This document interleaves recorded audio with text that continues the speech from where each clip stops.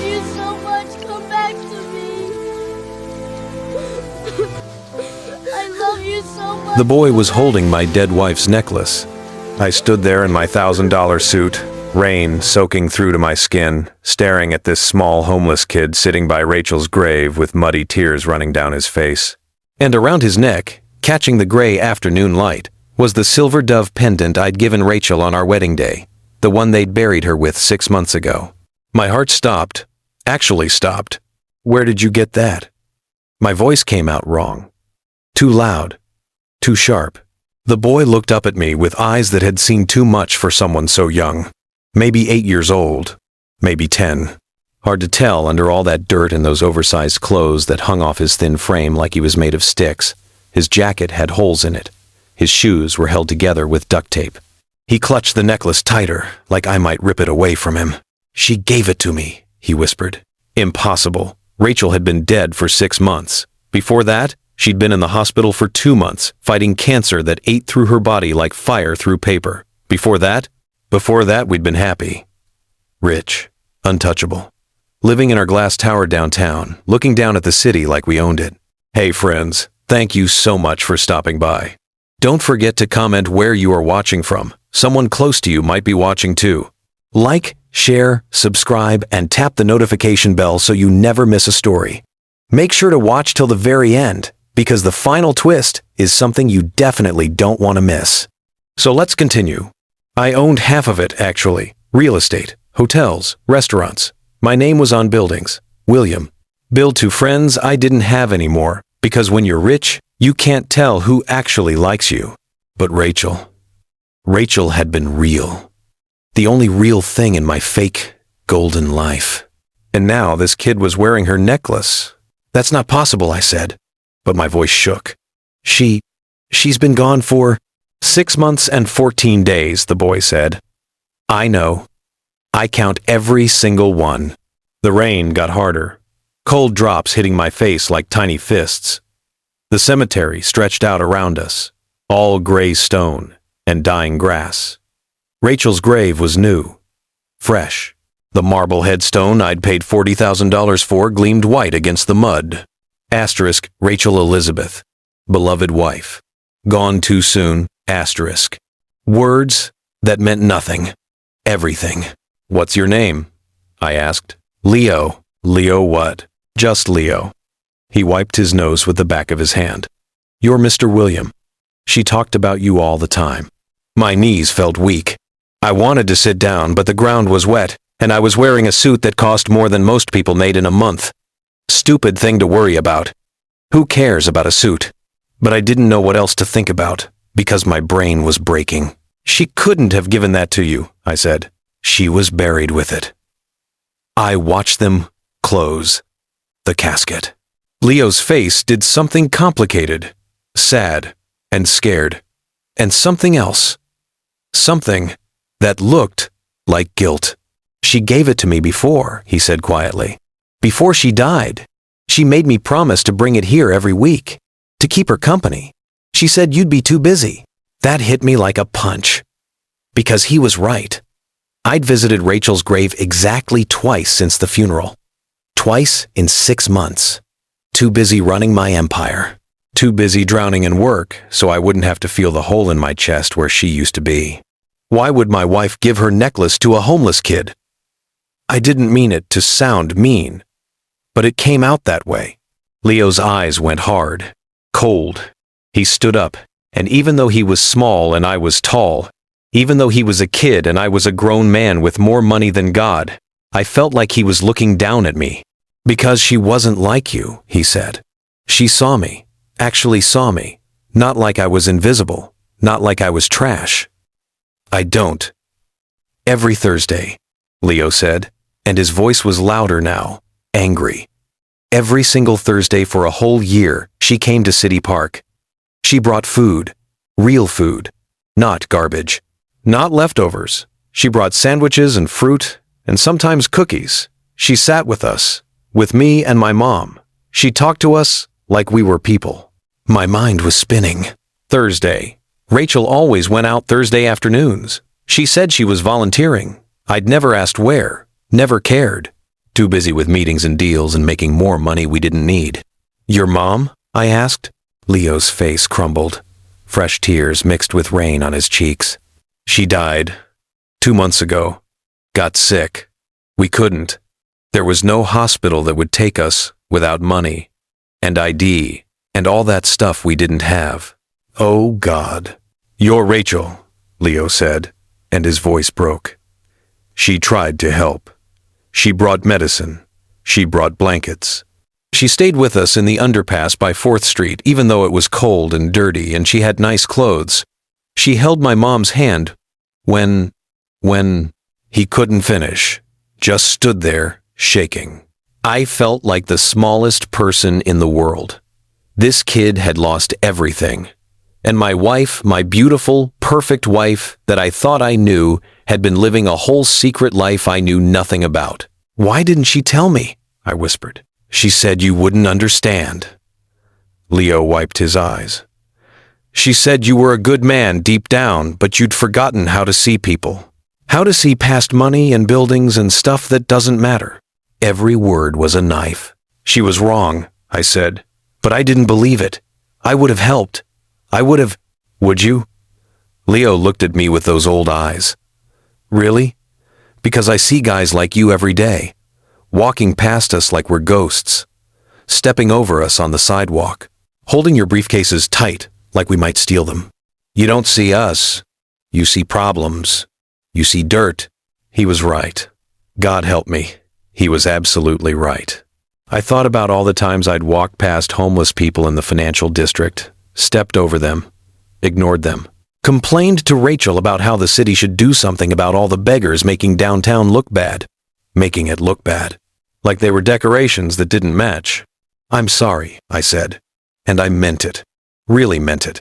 Leo studied my face for a long moment. Then he reached up and slowly took off the necklace. She wanted you to have this back, he said. She made me promise. She said after she was gone, I should wait until you came here. She said you would come eventually. She said you'd need time to remember how to feel things again. He held out the necklace. The silver dove spun slowly in the rain, catching light. I took it with shaking hands. The metal was warm from being against Leo's skin. I could see the inscription on the back that I'd had engraved 13 years ago. Asterisk, forever my dove, forever my home. Asterisk. She left you something else, Leo said. What? He reached into his torn jacket and pulled out an envelope. Yellow, water-stained, bent at the corners. My name was written on the front in Rachel's handwriting. That beautiful cursive she learned from her grandmother. Asterisk, William. Asterisk, not Bill, not honey, not sweetheart. William. Like she was being serious. Formal. My hand shook so hard I almost dropped it. She gave this to me 3 days before she went to the hospital, Leo said. She said if anything happened to her, I should give it to you, but only after you came here. Only after you were ready. Ready for what? To hear the truth. I opened the envelope. Inside was a letter. 3 pages. Written in Rachel's neat handwriting. I had to hold it close because rain was blurring the ink, and my eyes were blurring with tears. My dearest William, asterisk. If you're reading this, I'm gone. And if Leo gave this to you, it means you finally came to visit me. I'm glad. I've been waiting. Asterisk. Asterisk, I need to tell you something I should have said years ago, but I was scared. Scared you'd be angry. Scared you'd think I was betraying you. Scared you'd changed too much to understand. Asterisk. Asterisk. Do you remember when we first met? You were a scholarship kid at university. Poor, hungry, working 3 jobs while studying business. You used to volunteer at the soup kitchen on weekends. That's where I saw you first. Serving food with a smile, even though you were exhausted. Treating everyone with kindness, even though you had nothing. Asterisk. Asterisk. I fell in love with that man. The man who saw people, who cared about things bigger than money. Asterisk. Asterisk. But somewhere along the way, that man disappeared. You got rich, powerful, successful, and you forgot. You forgot where you came from. You forgot what it feels like to be invisible. Asterisk. Asterisk. 5 years ago, I was walking through City Park, and I saw them. Dozens of homeless people living in tents and boxes and under bridges. And I saw you in their eyes, William. I saw the man you used to be. The man who could have been them if luck had turned different. Asterisk. Asterisk. So, I started helping. Every Thursday. Bringing food, bringing medicine, bringing hope. And I met Leo and his mother, Michelle. Beautiful people who'd had bad luck. She'd been a teacher before she got sick. Lost her job. Lost her apartment. Lost everything. But she never lost her love for Leo. Never stopped trying to be a good mom, even when they were sleeping in doorways. Asterisk. Asterisk, I wanted to tell you. I wanted you to meet them. But you'd become someone who complained about homeless people. Someone who talked about them like they were problems to be solved by the police. Not people to be helped. Asterisk. Asterisk. So I kept it secret. And I'm sorry for that. But I'm not sorry for helping. Asterisk. Asterisk. William, I'm dying. The doctors say I have months, maybe weeks, and I need you to promise me something. Asterisk. Take care of Leo. Asterisk.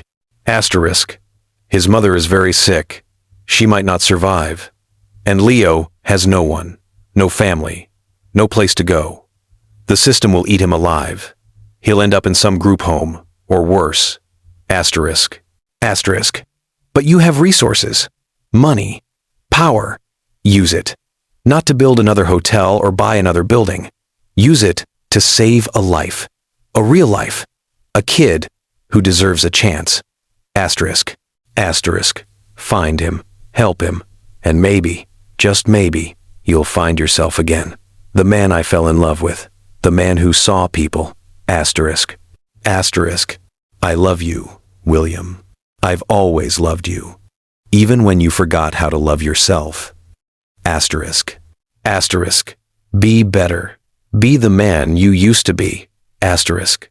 Asterisk. All my love. Asterisk. Asterisk. Rachel. Asterisk. I couldn't breathe. Couldn't see through the tears. Couldn't stand. I fell to my knees in the mud in front of Rachel's grave, ruining my expensive suit. And I sobbed. Actually sobbed like I hadn't cried since I was a kid. Big, ugly, choking sounds that came from somewhere deep and broken inside me. Leo stood there watching me, not moving, not judging, just waiting. I'm sorry, I said to Rachel's gravestone. To Leo, to myself. I'm so sorry. I forgot. I forgot everything that mattered. The rain poured down, cold, cleansing, washing away 6 months of numbness. 6 months of pretending work could fill the hole. 6 months of being half alive. She was right about you, Leo said quietly. She said you were still in there, the good man, just hiding under all the money and fancy suits. I looked up at him. This small, dirty, homeless kid who'd lost everything. Who'd watched his mother die. Who came to a cemetery every week to honor a promise to a woman who'd shown him kindness. And I saw Rachel in his eyes, her compassion, her hope, her belief that people were worth saving. Come with me, I said. Where? Home. I stood up, mud dripping off my knees. You're coming home with me. Leo's eyes went wide, scared. I can't. Rachel asked me to take care of you, I said, and I failed her in a lot of ways. But I'm not failing her in this. You're not spending another night on the street. But I'm nobody. You're not nobody. I put my hand on his thin shoulder. You're the kid my wife loved. You're the kid who kept his promise. You're the kid who's going to help me become the man I used to be. He stared at me for a long time, looking for lies, looking for tricks, looking for the catch. What about all my stuff? He asked. What stuff? My cart. Under the bridge. I got blankets and some books and a picture of my mom and a... We'll get it. All of it. And then we'll get you new stuff. Clothes. A real bed. Food. School. School? His voice cracked on the word like it was something impossible. Something from a dream. School, I said firmly. and everything else kids are supposed to have. Leo's face did something complicated, like he wanted to believe me but was too scared to hope. I understood that. I'd forgotten how to hope too. She really talked about me? I asked. My wife? He nodded. All the time. She said you used to be different. She showed me pictures on her phone.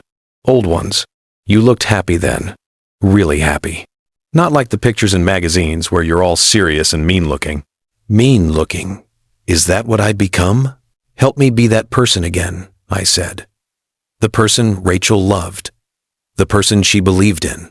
Leo bit his lip, thinking, deciding if he could trust me. Then, slowly, carefully, he reached out and took my hand.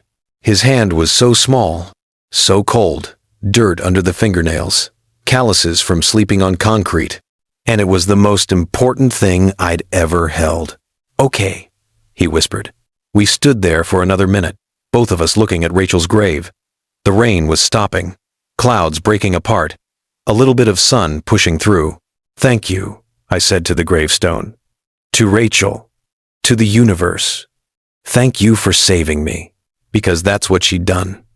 Even in death, Rachel had reached back and pulled me out of the darkness I'd built around myself. She'd left me a map back to being human. And the map was this kid. This small, brave, incredible kid who'd lost everything but still kept his promises, still believed in kindness, still saw good in a world that had shown him mostly bad. Let's go home, I said.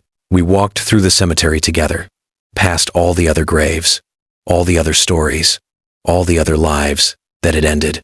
But this wasn't an ending. This was a beginning. My car was parked by the gate. Sleek, black, expensive, the kind of car that screamed money. Leo stared at it like it was a spaceship. This is yours? He asked. Yeah, it's really nice. It's just a car. And as I said it, I meant it. Really meant it. It was just metal and leather and an engine. It didn't matter. It wasn't important. What was important was this kid standing next to me, with hope starting to light up his eyes.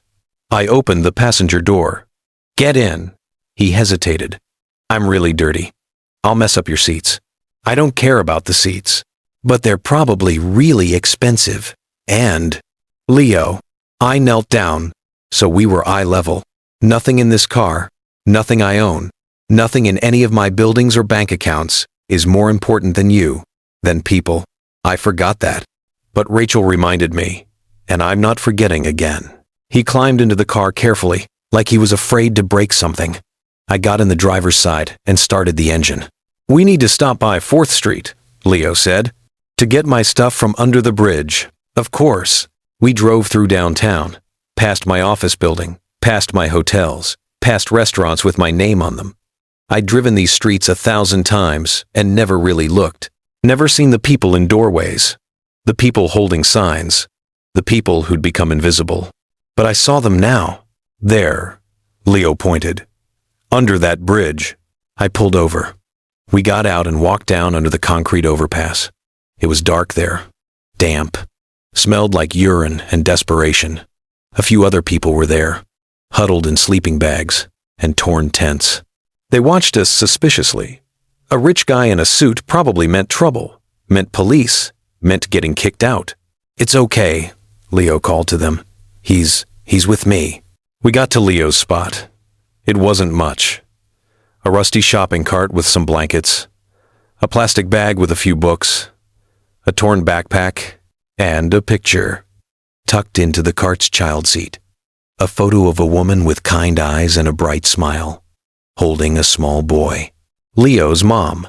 That's her, Leo said softly. That's my mom. Her name was Michelle. She was the best mom ever. She used to read to me every night, even when we didn't have a place to sleep. She made up stories about heroes and adventures. She said I could be anything when I grew up. Anything at all. I looked at the picture, at this woman who'd lost everything but kept loving her son, who died without proper medical care because the system had failed her. She was beautiful, I said. Yeah. Leo carefully took the picture out and held it against his chest. "Can I bring this?" "You can bring everything." We loaded his few possessions into my car. It took less than 5 minutes. Everything this kid owned in the world fit in my trunk with room to spare. As we drove away, Leo kept looking back at the bridge, at the other people still there, still invisible. "We'll help them too," I said. "I promise. We'll figure out how to really help them. Not just throw money at the problem. Actually help." "Rachel said that too," Leo said. "She said money wasn't enough. She said people needed to see them, to care." She was right. We drove to my building, the glass tower on 5th Avenue. The doorman's eyes went wide when he saw Leo, dirty, homeless, climbing out of my car. "Mr. William," he said carefully, "is everything all right?" "Everything's perfect, James," I said. "This is Leo. He's going to be staying with me." "Aye, of course, sir." We rode the elevator to the penthouse, 52 floors up. Leo pressed his face against the glass, watching the city shrink below us. "You live in the clouds," he said. "I guess I do." The penthouse was exactly as I'd left it that morning. Clean, modern, cold. All white marble and chrome and floor-to-ceiling windows showing the whole city. Empty takeout containers on the kitchen counter. My laptop open on the table. No life. No warmth. No home. It was a museum. Not a place where people lived. Leo walked in slowly, like he might break something just by being there. "This is." He couldn't find words. "Too much," I said. "It's too much. But we'll fix that." I showed him the guest bedroom. It was bigger than most apartments. King-size bed, private bathroom, walk-in closet. Everything pristine and untouched, because I never had guests anymore. "This is for me?" Leo asked. "All yours. I've never had my own room before." His voice was so small, so full of wonder. "Well, you do now. First thing tomorrow, we'll go shopping. Get you clothes and school supplies and whatever else you need."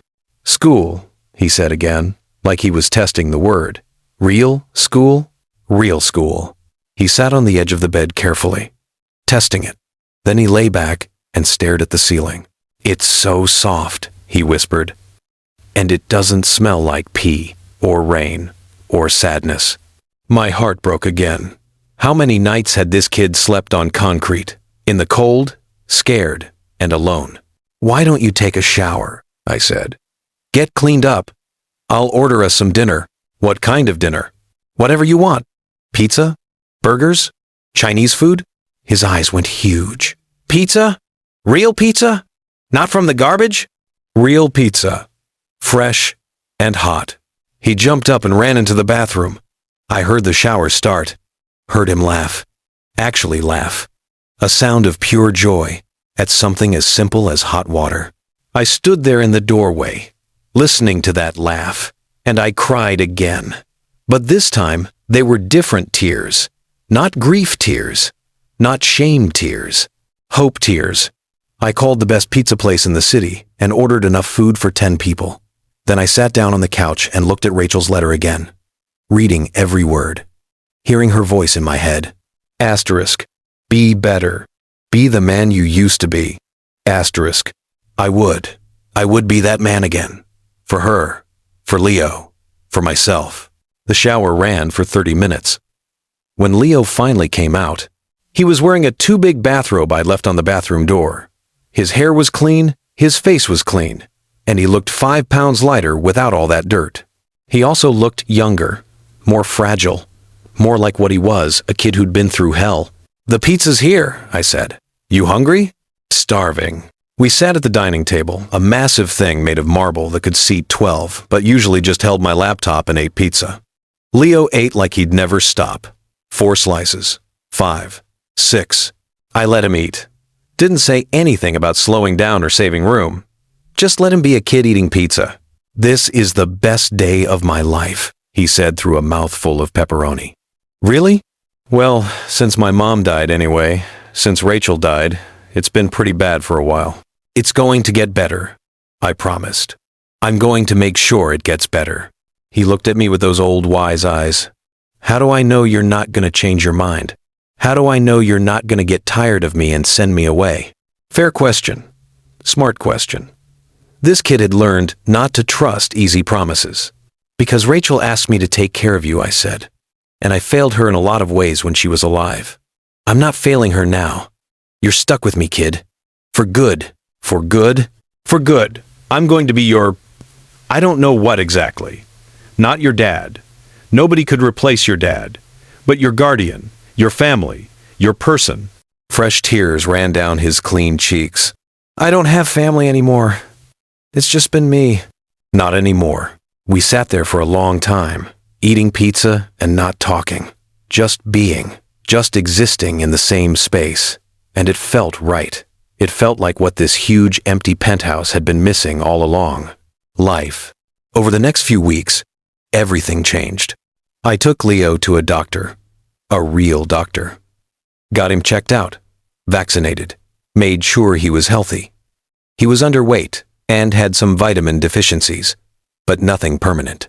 Nothing that couldn't be fixed with good food and care. We went shopping. Real shopping. Not just grabbing clothes off the rack. We spent hours in stores. Leo tried on everything. Jeans, shirts, shoes that actually fit, a winter coat that was warm. He cried in the dressing room when he saw himself in the mirror looking like a regular kid. I forgot, he said. I forgot what it felt like to look normal. You look perfect, I told him. We enrolled him in school. A good school. The kind with small classes and teachers who cared. He was behind in some subjects, hard to keep up with math when you're homeless, but ahead in others. Turns out his mom had taught him a lot. Reading, history, science. He was smart. Really smart. Just needed a chance.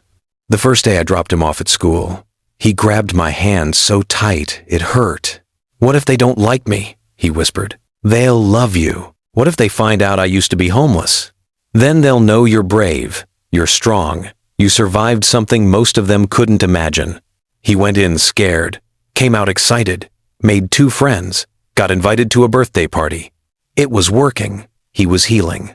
But I was changing too. I started visiting City Park every Thursday, bringing food like Rachel used to. But I brought more than food.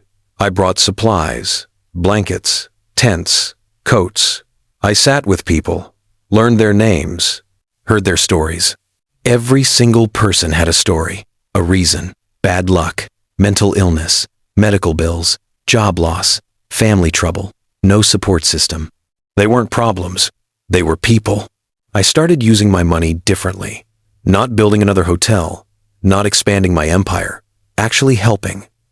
I bought an old building downtown and converted it into a shelter, a real shelter with beds and showers and a kitchen, with counselors and social workers and a plan to get people back on their feet. I named it Rachel's Place. Leo came to the opening, cut the ribbon, made a speech about his mom and about Rachel and about second chances. There wasn't a dry eye in the place. She'd be proud of you, he told me afterward. She'd be proud of both of us. Months passed. Then, a year. Leo grew, got taller, filled out, lost that scared, haunted look in his eyes, started smiling more, laughing more, being a kid. I adopted him officially on the anniversary of Rachel's death, stood in front of a judge, and promised to be his father. Not replacing his real dad, but being there, being present, being family. Leo cried. I cried. The judge cried. We went to Rachel's grave afterward. Both of us dressed up. Both of us carrying flowers. We did it, I told her gravestone. We're okay. We're actually okay. Leo placed his flowers down carefully. Then, he pulled something out of his pocket. The silver dove necklace. I want to give this back, he said. I want her to have it again. You sure? Yeah. She needs it more than me. And anyway, I don't need it to remember her. I remember her every day. Every single day. He laid the necklace on the grave. The sun caught it and made it shine. We stood there for a while, not talking, just being, just remembering. You know what's crazy? Leo said eventually. What? That day I met you. When you found me here, I was so scared. I thought you were going to be mean. I thought you were going to take the necklace and yell at me for having it. But Rachel told me you'd be different. She said you just needed a push, a reminder. She was right. She was always right. Leo smiled. That's what made her so annoying. I laughed. Actually laughed. It felt good. It felt right. Come on, I said. Let's go home. We walked back to the car. Father and son. Family. The city looked different now. Brighter. Fuller. I saw the people on the streets. Knew some of them by name. Stopped to talk. To help. To see. Everything had changed because a small homeless boy had kept a promise to a dying woman who believed in second chances. Who believed in me. That night, Leo was doing homework at the kitchen table. I was making dinner I'd learned to cook. Real cooking. Not takeout, not restaurants. Actual food, made with my hands. Hey Dad, Leo said.